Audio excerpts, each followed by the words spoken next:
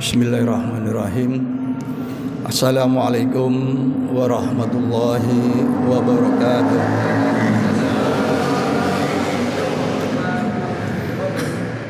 Alhamdulillahirabbil alamin. Assalatu wassalamu ala asyrafil anbiya wal mursalin nabiyina Muhammadin wa ala alihi wa sahbihi ajma'in. Amma ba'd. Qala Allah ta'ala fil Qur'anil Karim: Inna fi khalqis samawati wal ard wa ikhtilafil laili wan nahari la ayatin li ulil albab alladzina yadhkuruna Allaha qiyaman wa qu'udan wa 'ala junubihim wa yatafakkaruna fi khalqis samawati wal ard Rabbana ma khalaqta hadza batila subhanaka faqina adzabannar. Shadaqallahul azim. Alhamdulillah,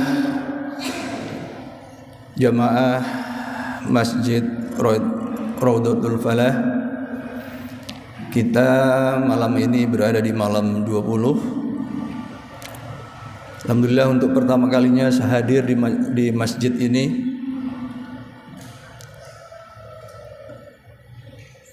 Tadi hujan deras, au kasayyibin minas samai fihi dhulumatun wa ra'dun wal bar. Al-ayah.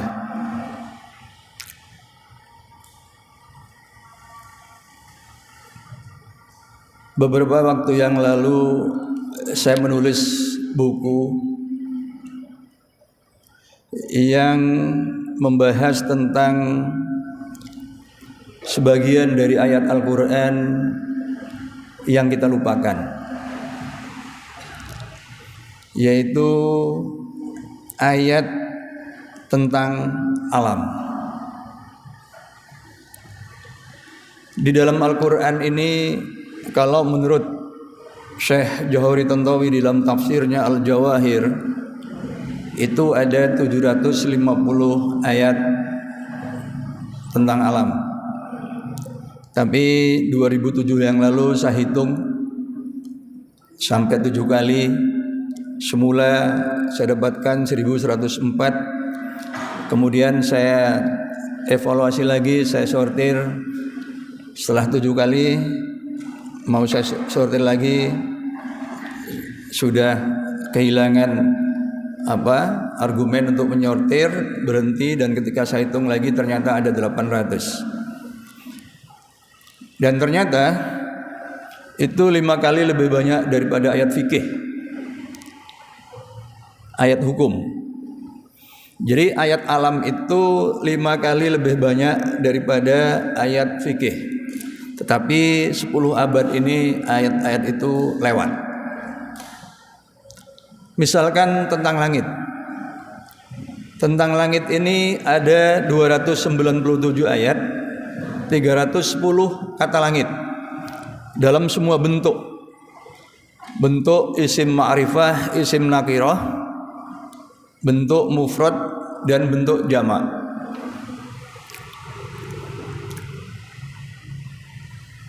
Kesempurnaan Islam seperti yang disebutkan di dalam surah Al-Maidah ini harus digambarkan dalam segitiga Tuhan, manusia, dan alam. Itulah relasi sempurna tentang kita, Sang Pencipta, dan tempat kita berada. Sayangnya sampai hari ini umat Islam masih fokus pada kajian fikih dan sebagian lagi tasawuf. Abai terhadap pergerakan awan, abai terhadap hujan deras tadi, abai terhadap drainase di kota-kota besar yang sebenarnya itu sudah diisyaratkan di dalam surah Hud ayat 44 sebagai penutup peristiwa banjir pada zaman Nabi Nuh. Kemudian di situ diperintahkan supaya bumi menyerap airnya dan kemudian langit berhenti menurunkan air. Artinya banjir itu terjadi karena dua sebab. Maksudnya sebab alamiahnya itu karena dua. Hujan yang terus menerus dan bumi yang tidak menyerap air. Itu drainase. Jadi kalau dua itu bisa dikelola dengan baik, maka insya Allah suatu daerah itu akan aman. Karena air menemukan jalannya untuk kemudian sampai ke laut. Itu sebab alamiahnya. Tapi kita tahu sebelum peristiwa banjir Nabi Nuh terjadi, ada peristiwa yang mendahului, yaitu peristiwa ruhaniyah, yaitu dakwah Nabi Nuh yang ditolak oleh masyarakat pada waktu itu dan diwakili oleh ungkapan-ungkapan para pembesarnya, ungkapan-ungkapan para pejabatnya yang meremehkan seruan Nabi Nuh alaihissalam. Jadi setiap peristiwa banjir misalkan atau gempa itu akan didahului oleh peristiwa spiritual, yaitu pengingkaran manusia terhadap sunatullah, terhadap keadilan, yang kemudian diturunkan teguran berupa fenomena alam. Ada 800 ayat kauniyah. Saya akan mengambil contoh yang sederhana. Yang pertama tentang tawon. Di dalam surah An-Nahl ayat 69. Yahruju min butuniha syarabun muhtalifun alwanuhu fihi shifaa'ul linnas.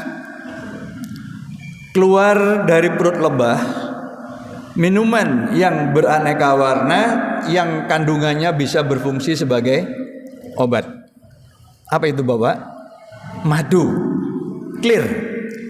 Jadi ini adalah cara Al-Quran menjelaskan dengan cara yang eksplisit. Ini contoh yang eksplisit. Jadi di perut lebah itu ada cairan. Tapi tentu kemudian pertanyaannya, di Surabaya ini kira-kira masih ada hutan nggak? Wonten alat tas ya Mbak? sudah agak susah nggak? Patos alat di Surabaya adanya hutan beton. Ya, kalaupun ada mungkin di daerah mangrove sana. Nah, di hutan-hutan itu masih wonten tawon nggak? Ada berapa jenis tawon? Dan kemudian perlu diteliti, apakah kandungan setiap tawon itu sama atau tidak? Kalau tidak, kemudian teliti lagi. Ya, masing-masing madunya itu punya khasiat apa? Karena di Al-Quran sudah disebutkan bisa berfungsi sebagai syifa, obat. Pertanyaannya jangan berhenti di obat saja, tapi obat apa? Nah, itu tugas di antara kita yang kuliah di fakultas farmasi misalkan, atau kimia misalkan. Ini itu contoh yang pertama disebutkan secara eksplisit. Contoh yang kedua menyebutkannya implisit. Di dalam surah An-Naml ayat 18. Surat semut. Hatta idza alawadin namli qalat namlatun ya ayyuhan namlun hulu masakinakum la yahtimannakum Sulaiman wa junuduhu wa hum la yash'urun. Hingga ketika Nabi Sulaiman dan tentaranya sampai di lembah semut wadin naml, qalat namlatun. Nah, ini kalau kita buka terjemahan itu diterjemahkan berkata seekor semut. Padahal kalau kita lihat teks aslinya, di sini disebutkan qalat namlatun. Ini adalah jumlah fi'liyah, karena depannya adalah fi'il. Fa'ilnya adalah namlatun. Qalat itu mengindikasikan bahwa fa'ilnya itu berdomir hiya, perempuan, muannas. Jadi mestinya sebenarnya semutnya namlah itu adalah namlun ditambahi tak marbutoh. Jadi semutnya mestinya semut betina, bukan seekor semut aja. Itu keterbatasan terjemahan. Apalagi kemudian perkataan semut itu, ya ayuhan naml, wahai para semut. Di situ ada harfun nida, kata seru. Jadi semut ini sedang memanggil, sedang menyeru, oi. Kemudian apa seruannya? Udhulu. Ini adalah fi'il amr, kata kerja perintah. Masuklah kalian semua. Jadi siapa sebenarnya semut ini? Sedang apa semut ini? Sedang memberi perintah, sedang memberi komando. Kalau begitu siapa semut ini? Siapa yang biasa memerintah di antara kita? Orang nomor satu, pemimpin. Tapi tadi semutnya betina. Jadi terjemahan yang afdol apa? Berkata pemimpin betina itu apa? Kenapa Pak? Ratu. Jadi mestinya berkata ratu semut. Ini ya. Yang menarik lagi, kemudian dalam tafsir Al-Qurtubi mengutip Imam Sya'bi mengatakan bahwa ratu semut itu mempunyai 2 sayap. Mengapa? Karena di dua ayat sebelumnya di surah 16 disebutkan ya, wa ulimna mantiqat thair. Jadi diajarkan kepada kami Sulaiman dan Daud itu adalah bahasa burung. Maka kemudian Imam Sya'bi mengatakan bahwa semut ini adalah bagian dari burung, karena itu mempunyai 2 sayap. Nah, ternyata jamaah biologi modern mengatakan bahwa semut itu memang dipimpin oleh seekor ratu, dan ratu itu mempunyai sayap. Itu ya. Pertanyaannya adalah kenapa kok harus semut?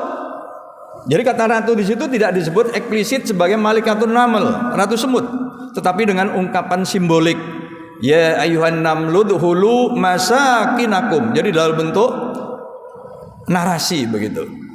Ya. Nah, kemudian tentu ya, pertanyaan berikutnya adalah kenapa yang dipilih, kan ini sampai di lembah semut. Kenapa yang menjadikan cerita di ayat ini dalam perjalanan Nabi Sulaiman itu adalah semut? Tentu kita yakin bahwa di sana banyak hewan-hewan yang lain. Misalkan saja orong-orong, tengu, undur-undur, kunang-kunang, ya, mungkin juga laron dan lain banyak lagi.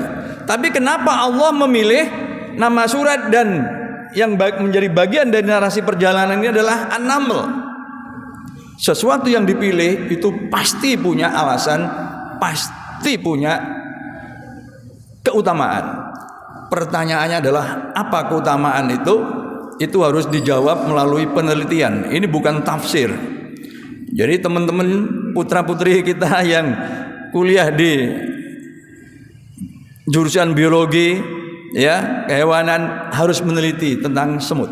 Karena semut diabadikan menjadi peristiwa yang istimewa di dalam kitab suci Al-Quran. Itu tentang semut. Kemudian tentang jahe, ya. Masih 5 menit. Tentang jahe. Di dalam surah Al-Insan ayat 17, surat Al-Insan itu surat ke-76. Wa yusqana fiha ka'san kana mizazuha zanjabila. Bapak, kalau kita ikhlas salat tarawih ini, meskipun hujan terus kita belani budal. Ya, insya Allah ini akan menjadi pemberat timbangan amal soleh kita yang mengantarkan kita masuk surga. Amin. Tetapi saya bocorkan. Ketika kita masuk surga, ternyata oleh Allah nanti di surga disuguhi wedang campur jahe, STMJ, susu jahe, kopi jahe, teh jahe. Wa yusqana fiha ka'san kana mizajuha zanjabila. Kelak mereka di surga dikai omben-omben wedang campur jahe. Lah apa kok jahe? Apa kok gak es degan? Surabaya panas, tentu kita kayak pilihan milih es degan toh. Nggih, Pak. Lah apa jahe? Jahe untuk daerah yang dingin. Yang minimum jus apokat, jus sirsan. Langsung apa namanya? Sirsan untuk sakit apa? Ya, untuk kanker dan lain-lain gitu kan. Nah, tapi yang dipilih adalah wedang jahe, Pak. Padahal dari 10 negara penghasil jahe terbesar di dunia itu enggak ada Timur Tengah, apalagi Arab. Ya, kalaupun ada di Afrika itu Nigeria, itu selebihnya adalah Asia Selatan dan Asia Timur, India, Cina, Indonesia, Jepang. Itu. Nah, jadi Pak, nggih, mulai dalu menika mulailah minum wedang jahe. Hitung-hitung geladi resik sebagai calon penghuni surga. Ya. Kalau di Jepang, jahe bukan hanya untuk minuman, diiris tipis, dicampurkan sushi. Sushi ini lho, Pak. Nasi yang dikepel, terus dikai iwak mentah, campur jahe. Niku damel pesta, Pak. Namanya sushi niku. Dan kita tahu orang Jepang itu nggih, usia hidupnya rata-rata itu terpanjang di dunia. Itu. Ya. Jadi di NHK itu kalau hari Ahad jam 1 menayangkan seorang nenek atau kakek dengan cucunya. Biasanya yang disuruh tampil dulu ada cucunya, Pak. Cucunya itu usianya 70-80. Bayangkan usia mbahnya. Itu ya. Itu di NHK Jepang. Itu. Usia hidupnya terpanjang. Rata-rata usia hidupnya terpanjang dunia karena pola makan. Nah, terkait dengan pola makan, saya menutup ini ya, karena waktu. Yang terakhir itu adalah di dalam surah apa? Surah Saba, Abasa ayat 24. Falyanduril insanu ila ta'amih. Maka manusia hendaknya memperhatikan makanannya, Pak. Oke? Ini menjadi persoalan serius di kita karena banyak anak-anak muda di kita sudah kena asam urat, kolesterol. Itu apa? Karena makannya ugal-ugalan. Padahal Qur'annya sudah jelas. Fal yanduril insanu ila ta'amih. Hendaknya seseorang memperhatikan makanannya. Ini sudah agak terlambat karena malam 20 ya. Saya biasanya kalau menjelang Ramadan itu seperti yang sekarang juga menyarankan kepada setiap kita sebelum masuk bulan Ramadan lakukan 2 hal. Yang pertama timbang badan. Yang kedua ukur lingkar perut. Lingkar perut, Pak. Ya. Nanti menjelang Idul Fitri timbang lagi, ukur lagi. Nek tambah abot, lingkar perut tambah gede, itu indikasi posone gagal. Hitung-hitung nahan mangan selama 1 bulan, ternyata malah jor-joran, sehingga berat badan tambah, perutnya tambah berkemajuan. Perut berkemajuan atau perut buncit menurut medis itu adalah sarang penyakit.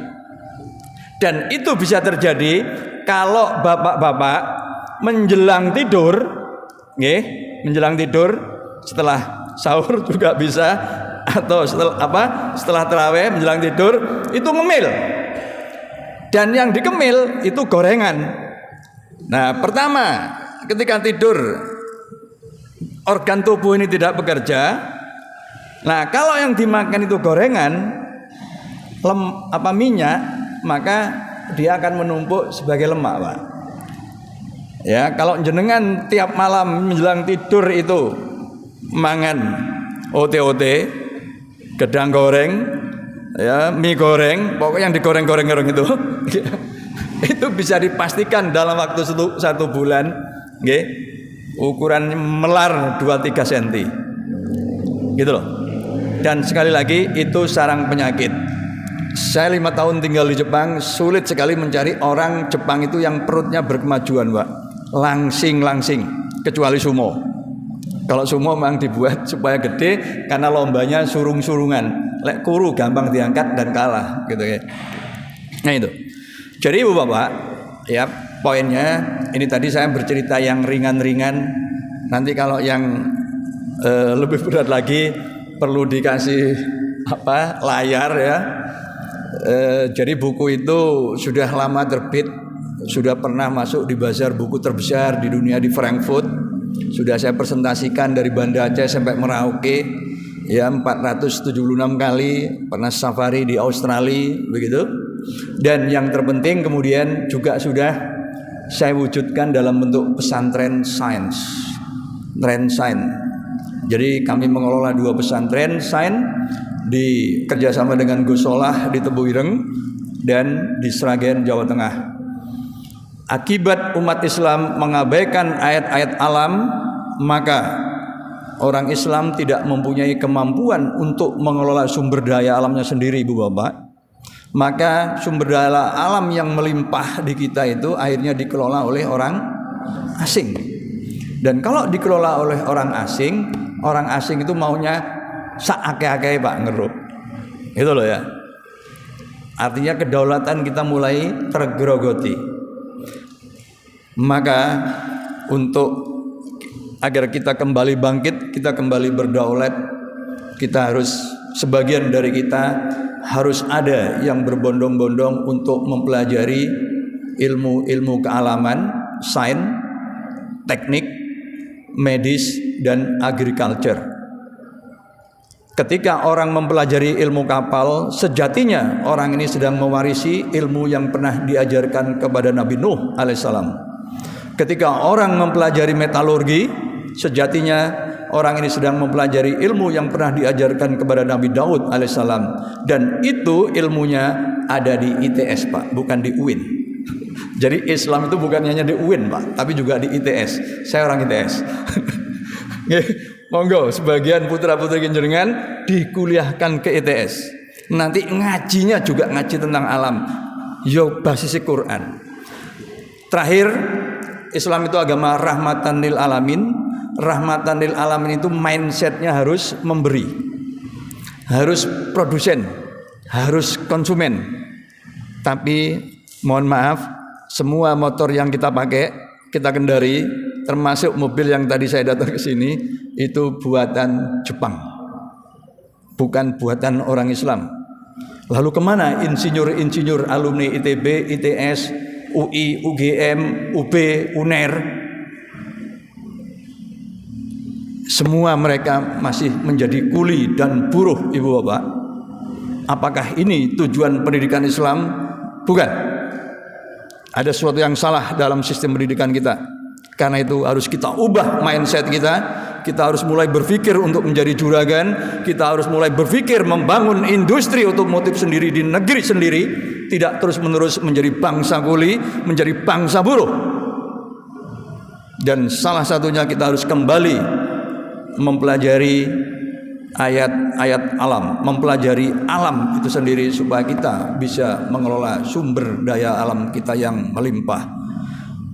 Demikian, mudah-mudahan bermanfaat, menggugah kesadaran kita supaya kita bisa mendorong putra-putri kita untuk kemudian juga mempelajari ilmu non Islamic studies, non fikih, non kalam, non tasawuf, non filsafat, tapi sains, medis, agriculture, dan teknik. Fastabiqul khairat. Assalamualaikum warahmatullahi wabarakatuh.